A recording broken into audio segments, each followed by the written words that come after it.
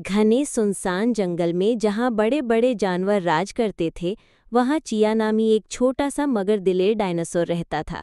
उसका बेहतरीन दोस्त टेकू एक बहादुर ज़ीब्रा था। एक रात अचानक आसमान लाल हो गया। दूर पहाड़ पर मौजूद आतिशफिशां जोर जोर से गरजने लगा। 1000 साल बाद वो दोबारा जाग चुका था। लेकिन आतिशफिशां के साथ ही एक और खतरा भी जाग चुका था। अंधेरी खाल वाला, सुर्ख आंखों वाला, सबसे खतरनाक टीरेक्स बादशाह स्कॉर्ग। उसका दहाड़ पूरे जंगल को हिला देता। दौड़ो! टेकू चीखा जब लावा बहने लगा और आसमान से पत्थर बरसने लगे। मगर चिया नहीं भागा। उसने देखा कि एक नन्हा स्टेगोसारस पहाड़ी पर फंसा हुआ है और खौफ से कांप रहा है। चिया ने हिम्मत बांधी और जलते पत्थरों के दरमियान चढ़ना शुरू किया। चिया, वापस आ जाओ! टेकू चिल्लाया, मगर चिया रुका नहीं।